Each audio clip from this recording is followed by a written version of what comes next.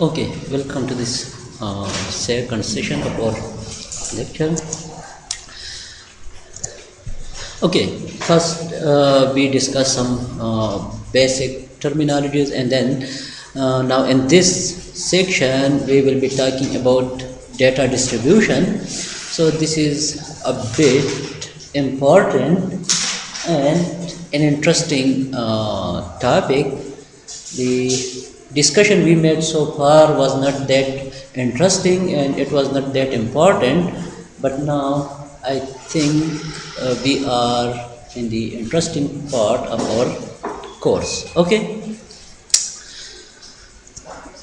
so in this session we will be talking about dispersion, the distribution, data distribution, and then the normal data distribution. We will be talking about variability of data, and then calculating mean and standard deviation, and at the end we will be discussing how we will interpret these distributions and deviations. Okay, so the first term is dispersion or distribution. So dispersion is distribution of values around some central values such as an average. So this is dispersion or distribution. And what's the benefit of this dispersion? When we compute mean value, so from only this value we cannot understand the nature of data.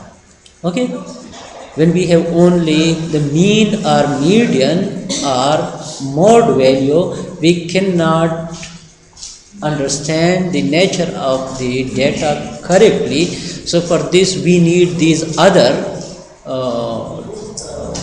values. Okay, for example, we say that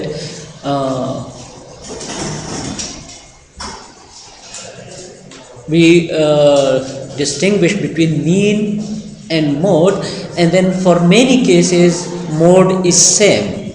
Okay, but the data is scattered too much, so we should also know about this scatteredness of the data, and this scatteredness or distribution can be shown by computing these distributions. Okay,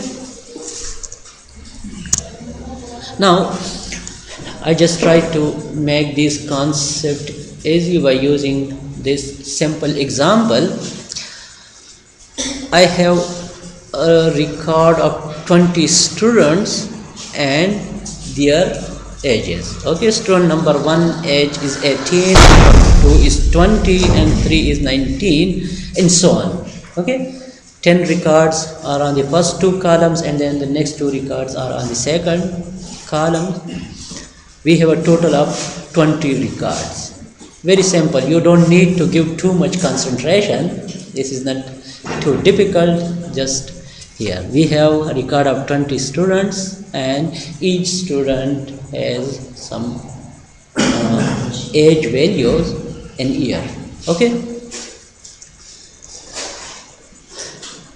the next important point in data in this analysis is frequency, like how often a given age value has occurred in these 20 records. Okay, for example, if you look at this data and if you look to age 18, so student number 1 has age 18, and then 18 has age 18, and then I have this 20. Okay, age 20. So student 2 has age 20, student 5 has age 20, student 6 has age 20. So counting these values is frequency. Like, what is the frequency of age 18? What is the frequency of 20? Okay, so 17 has occurred once. Okay, and then 18 has occurred twice, 19 has occurred 4 times, and 20 has occurred 6 times. and 21 has occurred 3 times. 22, age 22, there are 2 students whose age is 22, and then 23, there is only one person, and these 20 people whose age is 23. Okay, so such calculation or counting is called computing frequency of some slots. Okay, what's the mean of these values?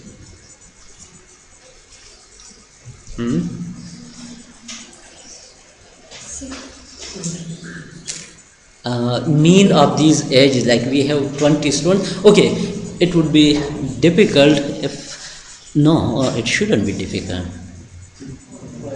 Not the mean of frequencies, but the mean of these ages. 20. Yeah, 20 should be the mean value. Okay, so the mean is 20. Okay, and the median 6. No. Okay, it's also 20, and the mode 20. Interesting. Okay, everything is 20. So just keep this phenomena in mind, that we have this set of data where mean, median and mode is same. Okay, just keep in mind for next slide. Okay, and now have you heard about this word histogram? Okay, so histogram is actually, again, like you consider these slots, different slots, like age 17, age 18, age 20, age 23, and then you count the number of occurrences for these values. So if you have such data and if you compute this frequency, this is also called histogram. If you represent this diagrammatically, then this is called histogram. Okay,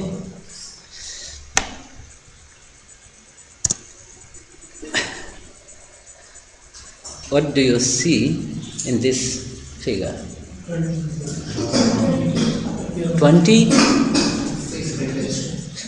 is the mode, and it has most occurrences. And then the next interesting phenomena here is that if you look at the side of 20, one is 19 and other is 21. Okay, so there are for 19 we have like 4 numbers, and for 21 we have 4 numbers. It means that like 20 is the average value. There are 4 occurrences which are less than this 20, and there are 4 values which are more than this average value by a factor of 1. Okay, and then age 18 and age 22, these are also interesting ages. For age 18 we have 2 occurrences, and for age 22 we have 2 occurrences. Okay, now if you look at this curve, like it starts here, it reaches to the peak, and then it comes back following the same pattern.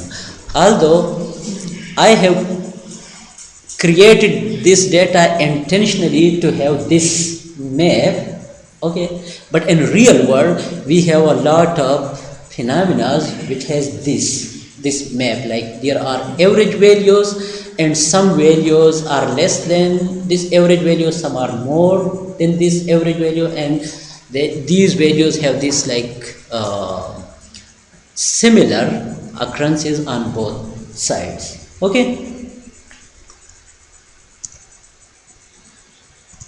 and this curve, like this one, this is called normal distribution. We have distribution, we have like values which are distributed around this mean age, which is 20. Some ages are more than 20, some are less than 20, but these are distributed in such a way that we get this bill-shaped curve. And this if the data has this bill-shaped curve, then this is called that the data is distributed normally. Same number of values are more than the average value, and same number of occurrences are less than the average values. Okay? But if the shape is not that one, Yeah. then what will be got If the shape of the curve is not like similar to this one. Okay. Now I don't know what you mean by not similar. It can be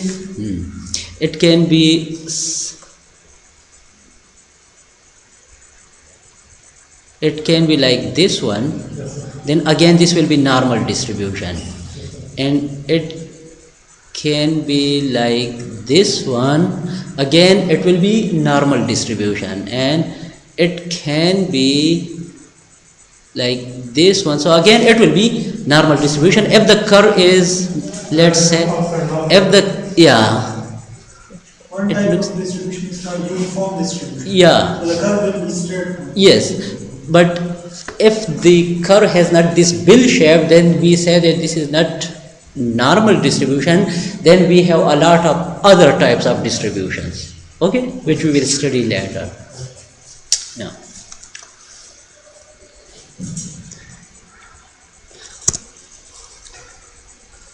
Okay, what we want to see here, again we have this bill-shaped curve, and here the values are symmetrical along the mean values. The mean is the center. Okay, this is the mean, median and mode values. For normal distributed data, the mean, median and mode will be same. Okay, and this curve is a function of mean and standard deviation. So these values